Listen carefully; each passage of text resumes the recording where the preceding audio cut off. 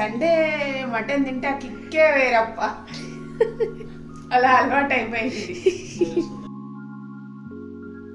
750 grams mutton, లవంగాలు అదంతా వేసుకొని చేసుకున్న మసాలా అండి ఇది. పసుపు, మటన్ మసాలా, కారం, ఉప్పు, ఆనియన్, చిల్లీ, అల్లం వెల్లుల్లి పేస్ట్, కొత్తిమీర, లవంగాలు, ఇలాచి, దాచిన చెక్క, ఆయిల్, ఒక 2 spoons కారం, ఒక స్పూను ఉప్పు, ఒక స్పూను ధనియాల మసాలా పొడి, ఒక ఇంత మటన్ మసాలా.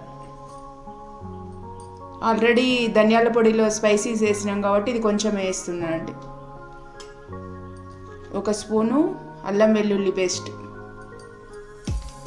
కొంచెము ఒక 1/2 స్పూన్ అంతా ఆయిల్ వేసుకోవాలి.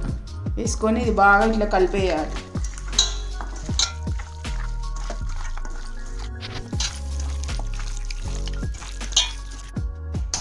వంటించుకొని ఒక కుక్కర్ పెట్టుకోవాలండి. ఇట్లా కుక్కర్ వేడైన తర్వాత 3 spoons ఆయిల్ వేసుకోవాలి.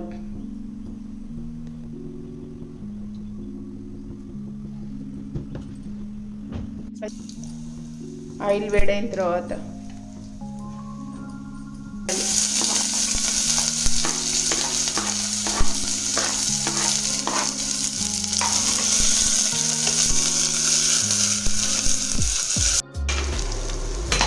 ఒక స్పూన్ మళ్ళీ అల్లం వెల్లుల్లి పేస్ట్ ఇట్లా ఆయిల్లో వేసి బాగా కొంచెం ఫ్రై అయ్యే వరకు కలుపుకోవాలి.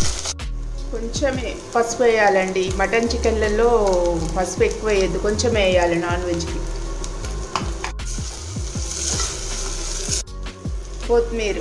కొత్తిమీర వేసి కలపాలి. మటన్ వేయాలి, మటన్ వేసి కలుపుకోవాలి.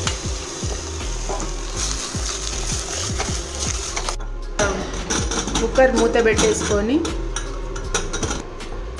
ఫ్లేమ్ మీడియంలో పెట్టుకోవాలండి. ఒక 5 to 10 minutes ఇట్లనే మీడియంలో పెట్టుకొని కుక్ కానియాలి.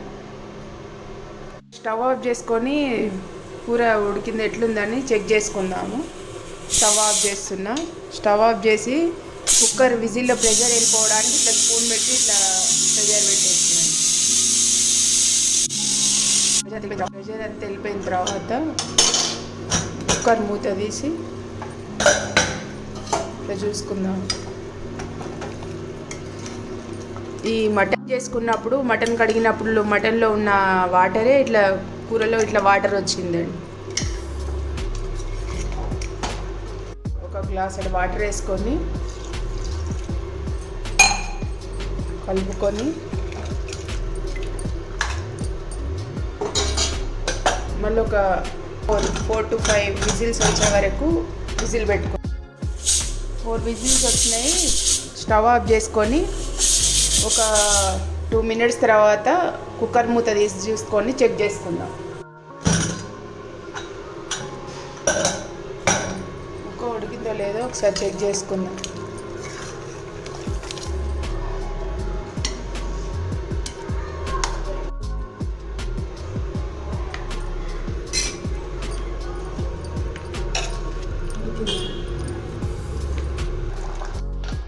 ఒకసారి మళ్ళీ స్టవ్ వెలిగించుకొని కొత్తిమీర వేసేసుకొని కలిపి ఉప్పు చెక్ చేసుకుందామండి.